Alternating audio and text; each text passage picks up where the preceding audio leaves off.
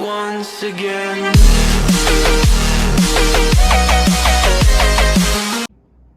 E aí, rapaziada, mais um aulão com o tio Dani, tudo tranquilo, tudo beleza? Pessoal, aqui ó, hoje a aula, tá, ela vai ser focada para as turmas do 9º ano, tá? A gente vai dar continuidade ao assunto da República Velha, tá? Lembra 9º ano que no nosso primeiro vídeo a gente falou sobre proclamação da República, Constituição, política do café com leite, República da Espada, os dois primeiros presidentes do Brasil, Marechal Deodoro da Fonseca e Floriano Peixoto, o coronelismo, tudo isso inserido dentro da República Velha. República Velha que vai de 1889 até 1930, tá? Para lembrar também, pessoal, essa aula ela é focada para o 9º ano, mas a rapaziada do terceiro, tudo é válido, maravilha? Pessoal, aqui ó, focando novamente o assunto sobre República Velha, tá? A gente vai falar sobre um período da história brasileira chamada de Belle Époque, tá? A Belle Époque, ela vai mais ou menos entre 1889, que é o ano da proclamação da República, até o ano de 1914. Pessoal, só por curiosidade, né? 1914 é o ano que é deflagrada a Primeira Guerra Mundial, como chamam na Europa da Grande Guerra, tá? Então o nosso foco agora, primeiramente, tá, é observar esse período da história brasileira dentro da República Velha, chamado de Belle Époque, que vai de 1889 até 1914, beleza? Pessoal, assim, ó, a Belle Époque, né, quando a gente analisa a história europeia, ali da segunda metade do século XIX, 1870, 1880, 1890 e o iniciozinho do século XX, no período anterior à Primeira Guerra Mundial, lá na Europa, esse período da segunda metade do século XIX e o início do século XX, ele é também chamado de Belle Époque. Por quê? Porque é o período onde o mundo e principalmente a Europa, os Estados Unidos, eles estão passando pelas transformações provenientes da segunda Revolução Industrial. Só para lembrar, pessoal, eletricidade, segunda Revolução Industrial, produção, armazenamento e o fornecimento de energia elétrica, o uso do petróleo, a produção de aço, a locomotiva, o motor a combustão, o rádio, o avião, o cinema. Então isso são tudo tecnologias que surgem durante a segunda Revolução Industrial, primeiramente na Europa e depois nos Estados Unidos, mas essa modernidade, de uma forma um pouco mais gradativa, ela vem até o Brasil. Por isso que nós chamamos esse período dentro do Brasil da República Velha de 1889, que é a proclamação da República até 1914, de Belle Époque, tá? E quando essa transformação da segunda Revolução Industrial chega até o Brasil, pessoal, assim, ó, ela vai chegar principalmente nas grandes cidades, nas capitais, São Paulo, Rio de Janeiro, que era a capital do Brasil, Salvador, Porto Alegre. Então essas transformações advindas da segunda Revolução Industrial no Brasil, primeiro elas vão chegar nos grandes centros, só para mais tarde ir para as cidades menores. Eu vou dar um exemplo.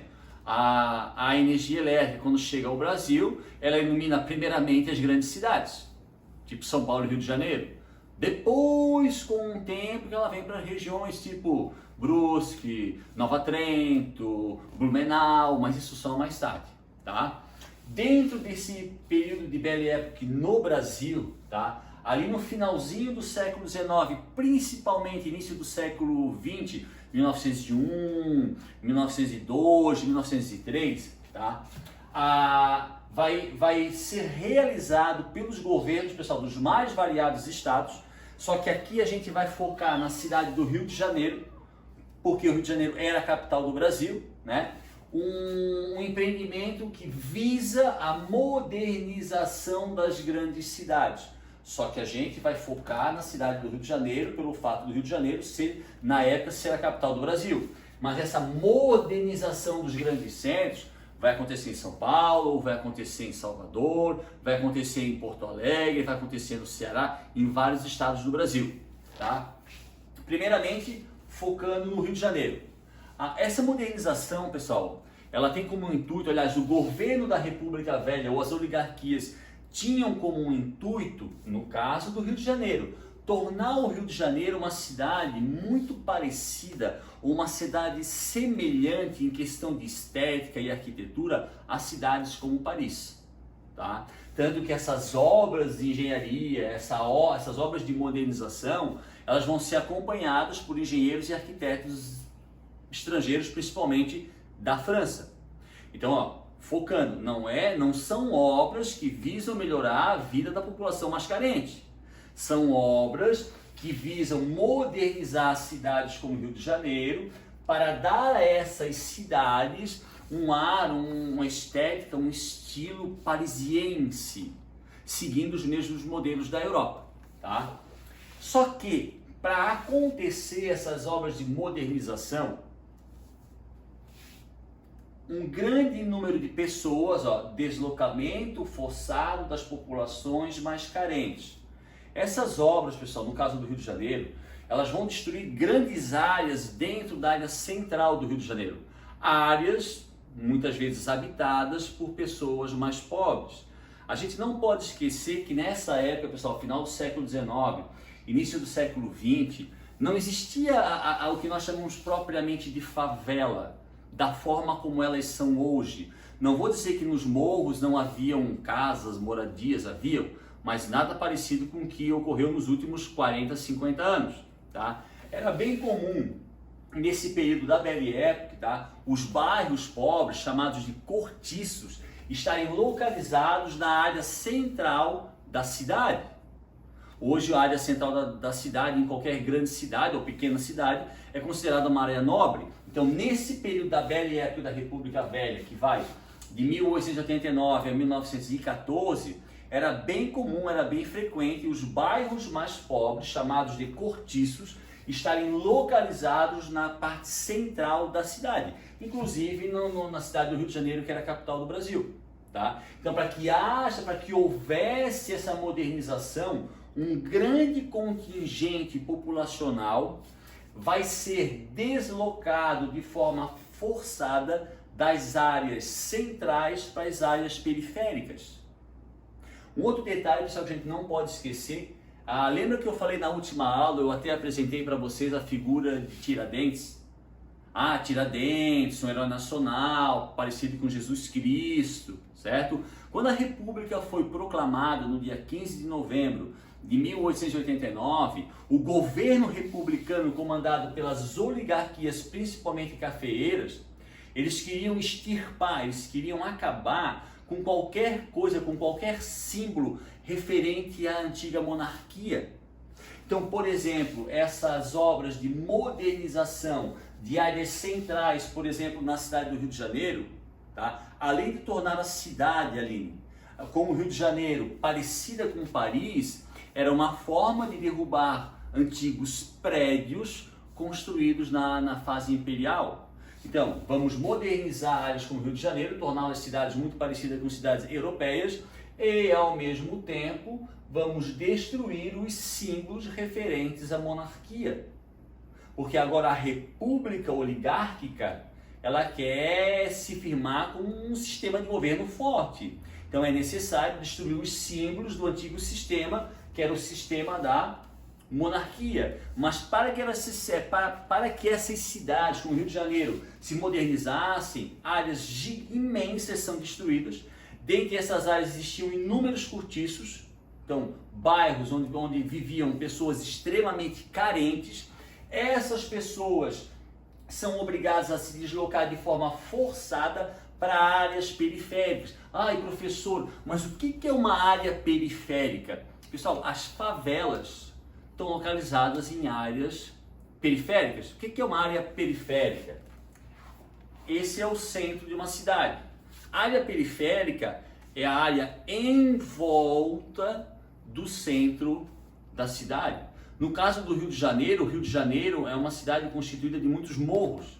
Então, o que seriam as áreas periféricas? Principalmente os morros. E quando essa população ela é obrigada a se deslocar porque os cortiços foram destruídos por tais obras de modernização, essas pessoas não vão ter dinheiro para arcar com aluguel, porque se o centro da cidade agora vai se tornar mais bonito, mais moderno, por exemplo, Aline, por gentileza, depois de dar uma assistência para o gato, próxima imagem, fazendo por favor. Aqui, pessoal, assim, ó, eu fiquei catando no Google e achei essa imagem bem interessante, tá? Aqui mostra a área central do Rio de Janeiro, tá? Aí em caso eles dão uma aproximada maior, tá? Aqui mostra a área central do Rio de Janeiro antes das obras de modernização. Então, se vocês observarem, beleza. Aqui já vem uma próxima imagem, aqui mostra uma parte dessa área totalmente destruída. Lembrando, pessoal, essa área que foi destruída lá no início do século XX, na cidade do Rio de Janeiro, pelo prefeito Pereira Passos, na época dessas obras, quem governava o Brasil? Só um momentinho, pessoal. Toma um cafezinho só para dar um relax. Essas obras, feitas pelo prefeito Pereira Passos, durante o governo do presidente Rodrigues Alves, aqui foram destruídos inúmeros bairros pobres chamados de cortiços. Mais para baixo, então segue assim, ó. Aqui vocês já vão ver a cidade sendo, por exemplo, erguida para cima. E aqui, pessoal, é a obra pronta.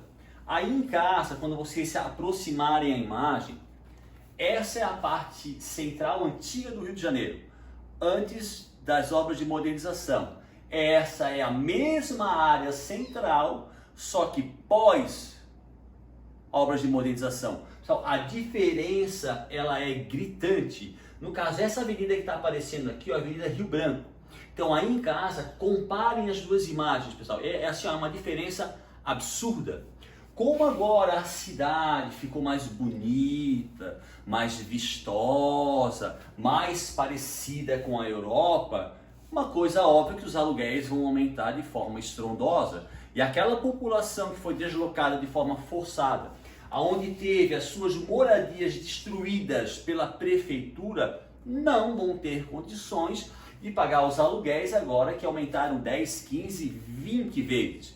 E essa população ela é obrigada a se deslocar para as áreas periféricas, e é aí no início do século XX, estou focando, pessoal, apenas na cidade do Rio de Janeiro. Ali, dá uma seguradinha, por favor. Se vocês pegarem, pessoal, a apostila, no capítulo 4, tá?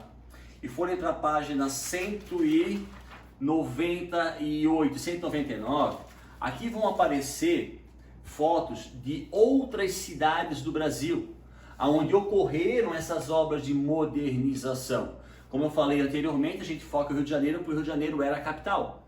Mas isso que ocorreu no Rio de Janeiro, deslocamento forçado, aumento dos aluguéis, tornar a cidade mais parecida com Paris, as pessoas se dirigindo para as áreas periféricas, surgimento das favelas, isso não é uma coisa somente do Rio de Janeiro. Isso acontece em várias cidades do Brasil, como vocês podem ver na página 198 e na página 199. E aqui, pessoal, isso aqui vai dar origem ao que hoje nós chamamos de favelas. No caso do Rio, localizadas em morros que eram as áreas periféricas, onde não havia aluguéis. Tá? Esse período aqui, ó, e um grande detalhe, essa região aqui agora mais bonita, mais vistosa, pessoal, ela não poderia ser frequentada por pessoas mais pobres. Até no Rio de Janeiro, se eu não me engano, não sei se é final do século XIX, início do século XX, existia uma lei que em áreas como essa aqui, ó, a Avenida Rio Branco, as pessoas não poderiam circular se elas não estivessem usando um paletó.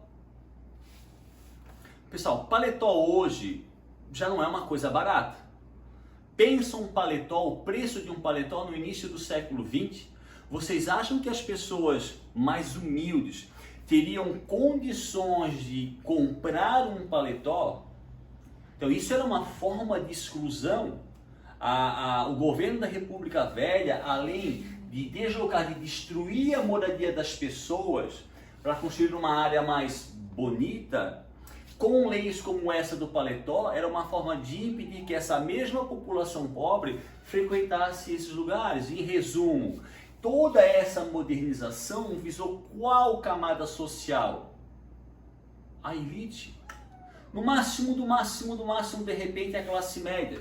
Mas é dali para frente. O restante, pessoal, ficou completamente fora desse projeto modernizador realizado em todo o Brasil no início do século XX, principalmente na cidade do Rio de Janeiro. E isso aqui vai dar origem às favelas. Só que, como eu digo para os alunos, antigamente, por que as favelas não incomodavam? Porque aqui era o centro, o morro era lá embaixo, o morro era longe. Ah, vamos mandar os pobres para longe. Jogavam um problema, é como a gente limpar a casa, certo, Aline? E jogar a sujeira para baixo do tapete. Mas essa sujeira, um dia ela vai aumentar, ao ponto de começar a aparecer. As pessoas durante décadas, pessoal, essas camadas mais humildes, elas foram mandadas para longe. Mas o que acontece hoje? O problema, na visão das oligarquias, hoje, ele está aqui. As favelas e as cidades hoje, elas se unem. Se vocês observarem várias fotos de grandes centros como São Paulo, Salvador, Porto Alegre, até Floripa, Rio de Janeiro, a cidade, um bairro nobre, aqui, a favela está encostada do lado. E a favela e esse problema, ele só surgiu devido ao descaso de inúmeros, mas bota inúmeros governos que preferiam jogar para longe a sujeira. Aline, por gentileza, próxima imagem. Aqui, pessoal, só até essa foto, se vocês observarem na apostila no capítulo 4, essa foto também consta ali, tá? Seria a foto do interior de um cortiço. Só o cortiço, normalmente, ele não era feito de madeira, tá? O cortiço ele era feito de concreto, só que eram casinhas uma do lado da outra, e muitas vezes eram locais onde tinham, sei lá, vamos estar umas 200 pessoas, um banheiro, 2 banheiros, talvez água encanada, mas quase sempre não tinha, luz. No início do século XX, pessoal, ter eletricidade em casa não era que nem hoje, como quase todas as pessoas têm. Isso era um privilégio de quem tinha grana. Então muitos cortiços nem energia elétrica tinha, nem água encanada tinha. Banheiro era para um banheiro, 2 banheiros para 200 pessoas. Essas eram as condições de um cortiço. Tá? Beleza, rapaziada? Ali, por favor. Pessoal, aqui, ó, eu fiz questão, tá, de colocar esse subtítulo, porque o nosso título é República Velha. Então isso aqui seria um subtítulo, mas em letras garrafais. Pessoal, República Velha, como a gente falou na aula passada, é uma república, tudo bem, no início governada por militares, mas que após a eleição do Prudente de Moraes, lembra, em 1894, a elite agrária, principalmente os cafeicultores, passa a ter o controle político e econômico de todo o país. Tá? Pessoal, se hoje nós temos no Brasil ainda muitos problemas, pessoal, não estou nem falando da pandemia, pensa aí, ou antes, nós temos muitos problemas de ordem social. Pessoal, na época da República Velha, esses problemas eram elevados à potência de 1 milhão, porque a República Velha, ela era uma república feita pela oligarquia para a oligarquia. Por isso que os autores da apostila, esse título é da apostila, eles dão um subtítulo para a República Velha de República dos Excluídos. Eu dou sempre aquele exemplo, SUS, Sistema Único de Saúde. Então, nós temos uma vantagem com relação aos Estados Unidos, que é a maior potência do mundo. Lá não existe saúde pública. Ou tu tens grana ou tens um plano de saúde. Se não, como disse o manezinho lá do Ribeirão da Ilha, lá em Floripa, mofas com a pomba na balaia. Ou te arrombas. Aqui no Brasil nós temos um sistema de saúde público. Em algumas regiões funciona melhor, outras mais ou menos, mas ele é um sistema que existe em todos os municípios do Brasil. Mal ou bem ou mais ou menos, ele existe. Existe saúde pública. Eu mesmo já usei o SUS várias vezes e fui muito bem atendido. Tá? Isso não existe na República Velha. A República Velha foi um governo feito pelas oligarquias para as oligarquias. Então, a grande maioria da população brasileira, formada por pobres, negros, ela foi excluída de tudo. Por isso o título ou subtítulo Excluídos da República. Só que o que a gente vai estudar agora, pessoal? Essa parcela mais pobre da sociedade, apesar de estar excluída e estar abandonada, vão existir dentro da República Velha movimentos de cunho revolucionário empreendidos por essa parcela excluída.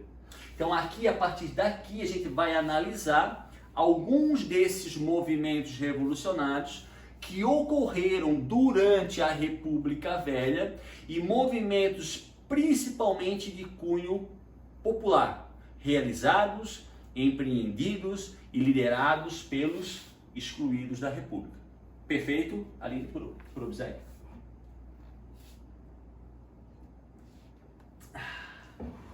Primeiro movimento, pessoal. Guerra de Canudos. Até se vocês tiverem curiosidade, já que estão em casa, a gente está nessa quarentena, é um filme, ele tem alguns anos, ele é um pouco velhinho, mas como eu digo para a Aline, panela velha também faz comida boa, tá? Pessoal, sertão da Bahia, final do século XIX, por volta de 1893, 1894. Pessoal, se eu perguntar para vocês assim, ó, qual é um dos maiores problemas até hoje do sertão da região nordeste do Brasil? É a falta de água, é a seca. Ainda existe hoje, pessoal, nós estamos no ano de 2020, já são 20 anos do século 21, mas o sertão do Nordeste, em muitos locais, no Maranhão, no Ceará, na Bahia, sertão, pessoal, tá? Sertão é a área que não é litoral, tá? É a área longe do mar, seria o que nós chamamos de interior, tá? Se até hoje o sertão da Bahia, do Maranhão, do Piauí, tem muitos problemas de ordem social causados pelo descaso do governo e causados pela seca, vocês imaginam o sertão da Bahia, Aline, em 1893, durante o período de governo da República Velha? Como é que era o subtítulo de antes, pessoal? Excluídos, um governo que, eu não vou falar aqui, pessoal, para não ficar antiético, mas que na cabeça da grande maioria da população. Então, como eu mostrei aqui, sertão da Bahia, final do século XIX, o que se caracterizava? As condições de vida das populações do sertão da Bahia: miséria e abandono. Quando eu falo abandono, pessoal, é por parte do Estado, é por parte das autoridades municipais, estaduais e das autoridades federais. Era um abandono total, tá? Nessa época, pessoal, final do século XIX, início do século XX, vai surgir no Brasil um movimento que nós historiadores chamamos de movimento messiânico. Aline, uma curiosidade, já que vocês acariciaram o gatinho, ele dormiu, né? Então a galera hoje provavelmente não vai ver o gatinho, né? De onde deriva a palavra messiânico? Messias. Segundo a crença, as crenças religiosas, principalmente o cristianismo, quem seria, Aline, o Messias segundo a crença cristã? Jesus. O enviado de Deus, o Filho de Deus. Então, esse movimento se chama de movimento messiânico, é um movimento de cunho religioso. Não estou dizendo, pessoal, que é um movimento da Igreja Católica ou de uma religião específica. Estou falando que é um movimento de cunho religioso. Beleza? E nesse período, final do século XIX, início do século XX, era bem comum na época no Brasil, homens, os mais variados, nas mais variadas regiões do Brasil, percorrerem principalmente o interior do Brasil, que era a região mais pobre, mais carente, com uma Bíblia embaixo do braço, divulgando o que eles afirmavam ser a palavra de Deus. Então, o movimento messiânico, ele não tem nenhuma relação com a Igreja Católica. Não é um movimento feito pela instituição Igreja Católica. São homens, cada um com seu objetivo, que percorriam o interior do Brasil com uma Bíblia na mão, divulgando e propalando o que eles afirmavam ser a palavra de Deus, principalmente para regiões extremamente carentes. No contexto da Guerra de Canudos, do sertão da Bahia, do final do século XIX, vai aparecer Antônio Marcos Maciel, ou Antônio Maciel Marcos, comumente conhecido como Antônio Conselheiro, um desses homens pertencente a esse movimento messiânico, que por alguma razão pessoal que ninguém sabe ao certo, tá, estava no interior do sertão da Bahia, divulgando o que ele dizia ser a palavra de Deus e dando algum tipo de conforto espiritual a essa população miserável e abandonada pelas autoridades brasileiras da época. Esse Antônio Conselheiro, segundo os relatos, uma pessoa com uma excelente oratória, muito inteligente, tá? A partir do momento, pessoal, que ele começa a dar um amparo espiritual para essas pessoas se sentem confortados. Vem Antônio Conselheiro alguém para auxiliá-los, tá? E o Antônio Conselheiro, com o passar do tempo, ele vai criar na região de Canudos, pessoal, Canudos é o nome de uma região do sertão da Bahia, que existe até hoje. Na região de Canudos, o Antônio Conselheiro vai criar uma comunidade chamada Comunidade de Belo Monte. Então, Antônio Conselheiro, final do século XIX, dentro do movimento messiânico, que não tem nenhuma relação com a Igreja Católica, nenhuma, tá? Ele percorre o sertão da Bahia, dando um amparo, principalmente espiritual, a essa população miserável e abandonada. Ele vai criar, junto com essa mesma população, na região de Canudos, uma comunidade chamada Comunidade de Belo Montes, que vai... Pessoal, eu coloquei aqui, ó, 10 mil habitantes, mas eu já conheci relatos que falam em 15, 20 mil habitantes. Para nós hoje, pessoal, uma cidade de 20 mil habitantes não é algo 20 mil habitantes. Eu moro aqui, a minha cidade tem 26 mil habitantes. Mas uma cidade, uma comunidade, não é necessário, uma comunidade, no sertão da Bahia, no final do século XIX, mais 10 mil habitantes, cara, isso é um número considerável. Vocês vão pensar, professor, mas isso foi uma coisa boa? O cara trouxe um alento, a rapaziada confiou nele. Essa comunidade, pessoal, tudo funcionava no coletivo. Vou dar um exemplo.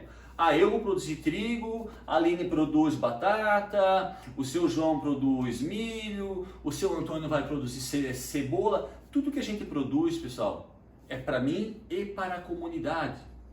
A comunidade não tinha cobrança de tributos.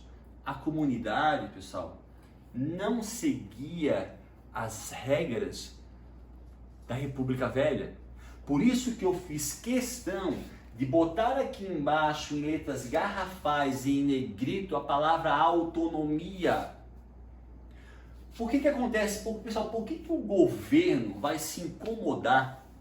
O governo vai se sentir ultrajado, vai se sentir ameaçado por uma comunidade formada por 10, 15, 20 mil miseráveis, lideradas por um homem chamado de louco, Antônio Conselheiro. Que tipo de ameaça uma comunidade dessa traria as oligarquias da Bahia, as oligarquias do Rio de Janeiro? A autonomia. A comunidade de Belo Monte, pessoal, além de dar um amparo a essa população, como eles não tinham, eles seguiam regras próprias. Primeiro, eles não seguiam as regras de nenhum tipo de coronel. Eles não seguiam as regras do governo municipal. Eles não seguiam as regras do governo do estado e muito menos do Rio de Janeiro. E o Antônio Conselheiro, pessoal, ele era um forte crítico da República Velha. Então, essa autonomia, que é a principal característica da comunidade de Belo Monte, liderada por Antônio Conselheiro, isso vai incomodar as autoridades municipais, inclusive os coronéis, as autoridades estaduais e a autoridade lá do Rio de Janeiro, lá da capital do Brasil, ao ponto do governo enviar 4 expedições militares para destruir a comunidade de Belo Monte. Pessoal, As 3 primeiras expedições foi uma vergonha para o exército brasileiro.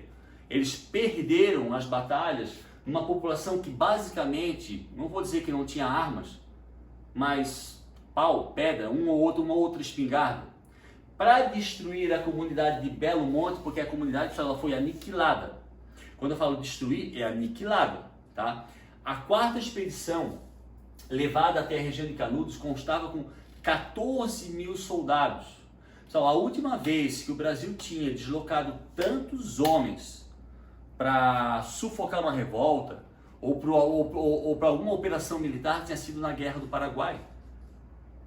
Então, somente após a 4ª expedição, com 14 mil homens, onde o exército cercou, bombardeou a comunidade dia e noite, só depois da 4ª expedição com 14 mil homens, é que Antônio Conselheiro é fuzilado, é assassinado, a comunidade era simplesmente exterminada. Quer dizer, aqui existia a comunidade de Belo Monte, após a 4ª expedição, o terreno não existia mais nenhum resquício dessa comunidade.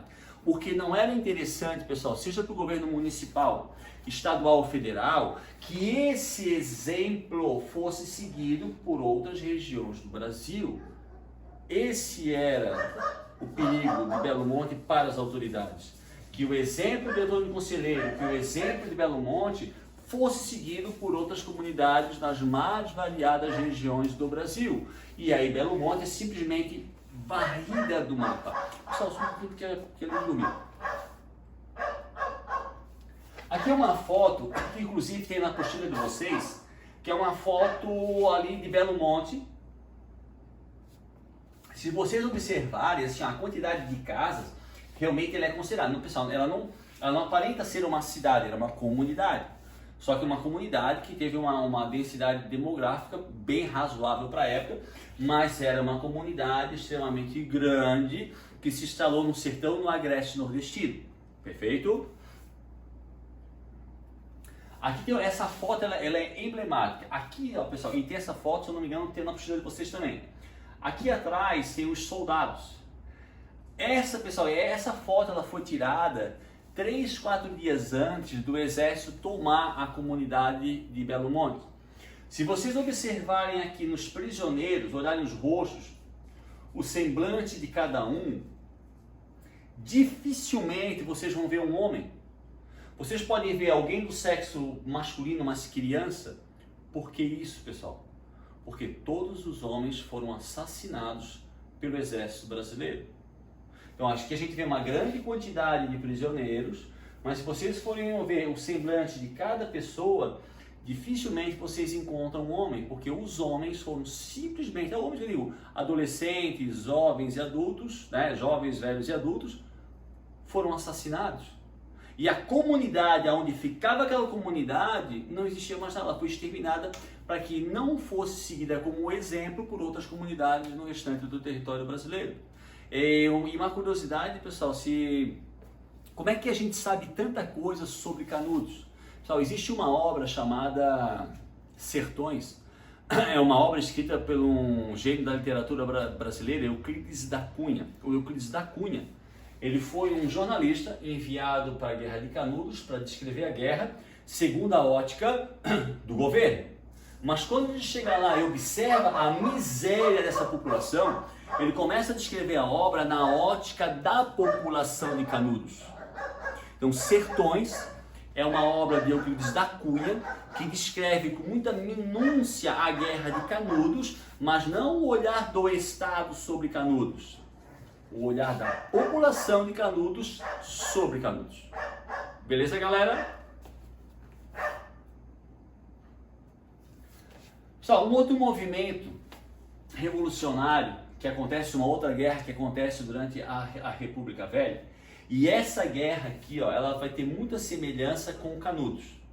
Nós chamamos de Guerra do Contestado. Ela vai de 1912 a 1916. E se vocês olharem o mapa aqui, ó, São Paulo, Paraná, Santa Catarina, ela acontece na região do meio-oeste catarinense. Ela é uma guerra dentro do território catarinense. E ela vai acontecer ali já na segunda metade, na segunda década do século XX, que é a Guerra do Contestado, dentro da República Velha. tá? Pessoal, assim, ó, passando aqui um pouco para frente, meio oeste catarinense, a população do meio oeste catarinense, então, uma região bem distante do litoral, onde se localizavam cidades como Florianópolis, né, grandes centros, Joinville, Blumenau, tá? O meio oeste é uma cidade muito distante do litoral catarinense. Essa região do meio oeste, ela é uma região basicamente formada por caboclos. Caboclo seria, pessoal, aquele indivíduo que ele tem uma miscigenação do branco com o índio, do índio com o negro, do negro com o branco. Essa população cabocla ela era majoritária dentro do meio oeste. E não diferente da população do sertão da Bahia, essa população cabocla do meio oeste catarinense vivia uma situação de miséria extrema e abandono por parte das autoridades. Então aqui a gente já vê algo similar entre a Guerra do Contestado e a Guerra de Canudos, tá? O que vai provocar a Guerra do Contestado? A construção de uma ferrovia ligando São Paulo ao Rio Grande do Sul. Como que isso acontece? Pessoal, lá no início do século XX, o governo brasileiro resolve construir uma ferrovia que iria da cidade de São Paulo, passaria pelo Paraná, por Santa Catarina, indo no Rio Grande do Sul até a cidade de Santa Maria. Isso foi construído no sentido de agilizar as relações comerciais nessa região do Brasil. Quando essa estrada ela passaria no meio oeste catarinense. Detalhe, a empresa que construiu a estrada de ferro, ela não era brasileira, era uma empresa americana. Tá? Era uma empresa americana. Quando essa empresa americana ela recebe a concessão, ela recebe o objetivo de construir a ferrovia, nessa área do meio oeste catarinense, a empresa teria o direito, por um período, não sei se de 60 a 70 anos, de explorar 15 km de terra à direita e 15 km de terra à esquerda. Então aqui, ó, nesse percurso aqui, ó, do meio oeste, 15 km para cá e 15 km para cá seriam terras onde a empresa que fez a ferrovia poderia explorar. Um detalhe, essa empresa, o dono da empresa que vai fazer a ferrovia, o tal de Percival Facquar, ele também era dono de uma madeireira.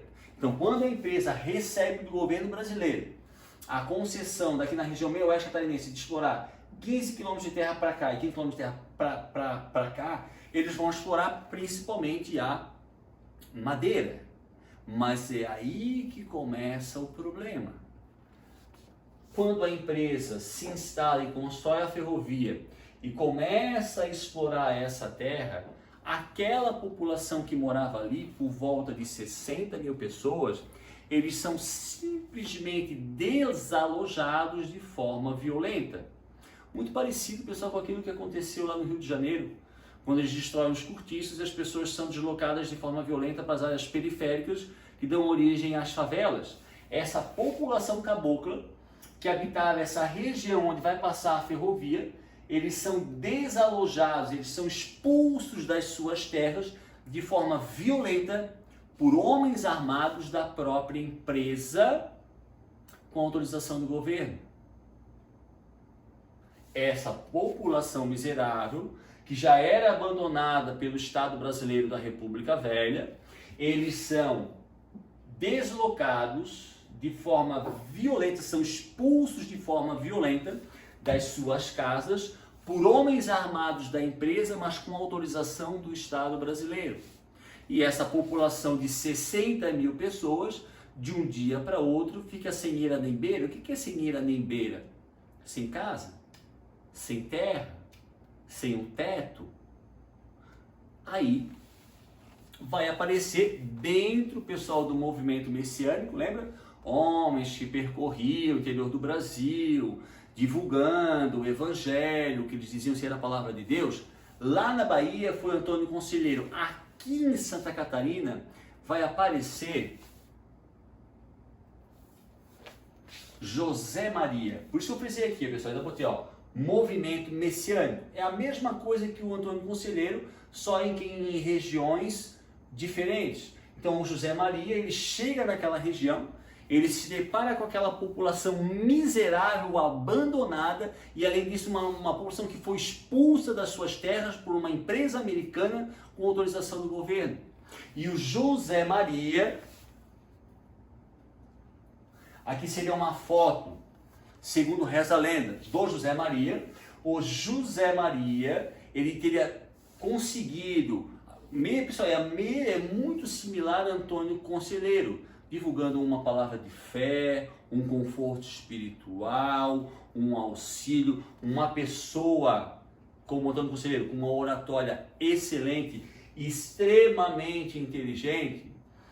Ele pega essas pessoas e ele junta essas pessoas numa grande comunidade, pessoal, similar a Canudos.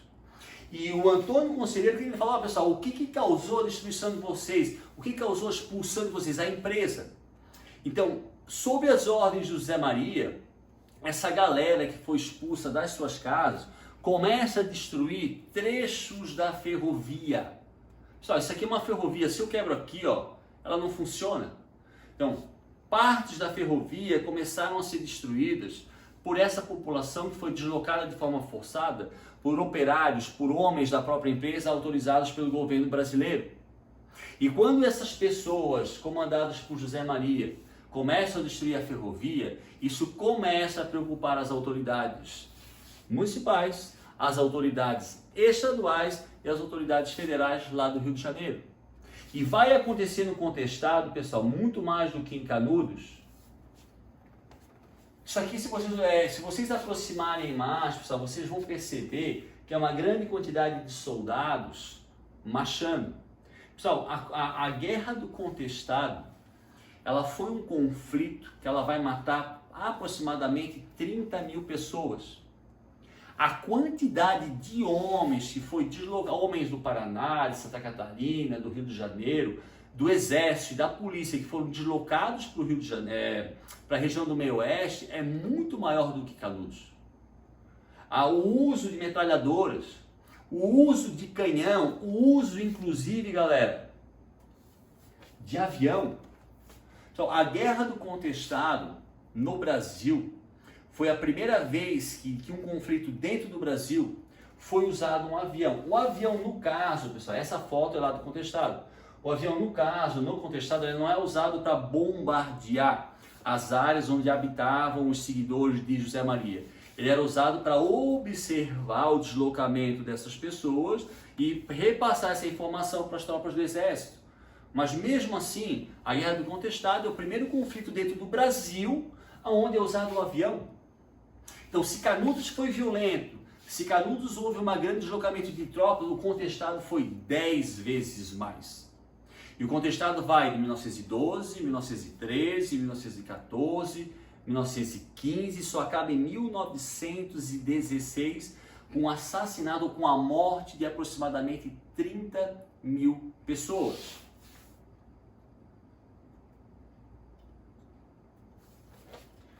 Então, como eu falei, população cabocla, miserável e abandonada, em função da construção da ferrovia entre São Paulo e Rio Grande do Sul, é desalojada de forma forçada das suas moradias, através dos ensinamentos de José Maria, do conforto trazido por José Maria, que é um homem que pertence ao que nós chamamos de movimento messiânico, como o Antônio Conselheiro, passa a destruir parte da ferrovia. Isso acaba causando um desconforto e ameaça às autoridades municipais, estaduais e federais. O governo brasileiro leva para a região meio-oeste uma grande quantidade de militares. Isso vai causar um conflito extremamente violento e um massacre da população cabocla. Tá? Como botei aqui, ó, aproximadamente 30 mil. Pessoal, esses números podem ser maiores, tá? Aproximadamente 30 mil pessoas. Lá em Canudos morreram 10 mil, 15 mil. Não estou dizendo que 15 mil não é importante. Obviamente, o número é gigantesco, mas aqui é o dobro. Tá? E se a gente observar essa Guerra do Contestado, há um movimento messiânico, o problema da miséria e do abandono, o problema da terra, as pessoas não tinham terra, eram desapropriadas da sua terra de forma violenta. Então a gente sempre cita que Canudos, apesar de ser na Bahia e o contestado ser em Santa Catarina, são dois conflitos bem semelhantes, muito parecidos, principalmente em função do envolvimento do movimento messiânico. Só para enfatizar, pessoal, vocês poderiam me perguntar por que o nome Guerra do Contestado? Pessoal, a região onde ocorreu o conflito, essa região aqui, ó, ela já se chamava Contestado bem antes da guerra. Por quê? Na época, 1912, 1910, 1911, 1908, 1905, uma parte do meio oeste catarinense era uma terra disputada por Paraná e Santa Catarina. O que quer dizer isso? O Paraná dizia que parte do meio oeste catarinense era território paranaense. Então, o Paraná contestava que aquele território era dele. O Santa Catarina já contestava a diferença, que aquele território pertencia aos catarinenses. Então havia uma luta, uma contestação. Um contestava, não, esse lado é meu, não, esse lado é meu. Devido a esse conflito territorial, não é armado, pessoal, entre Paraná e Santa Catarina, que contestavam o meio oeste como sendo territórios deles, a região passou a ser chamada região do contestado. E aí quando acontece essa guerra entre o governo brasileiro e os seguidores de José Maria na região do contestado, a guerra passa a se chamar Guerra do Contestado. Beleza, galera? Então, pessoal, agora a gente fechou o assunto sobre Guerra do Contestado, tá? E na próxima aula, no próximo vídeo aula, a gente vai continuar o capítulo 4, que o capítulo 4 ele é um pouco extenso, tá? E a gente vai dar continuidade, por exemplo, ao cangaço, que é um movimento de contestação revolucionário dentro do Nordeste brasileiro.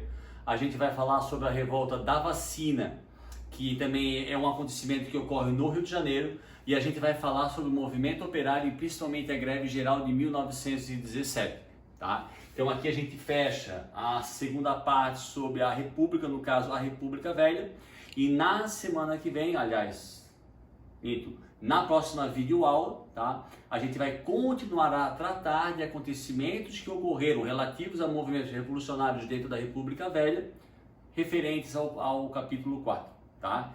Então, galera, não se esqueçam de se inscrever, não se esqueçam de assistir, não se esqueçam de curtir, tá? E a gente vai dar continuidade, tá, pessoal? Enquanto essa quarentena ela durar e não houver aulas no sentido presencial, faremos videoaulas, tá? Tarefas serão postas para os alunos, assistam, parem um filme, vai e volta, anotem também, beleza?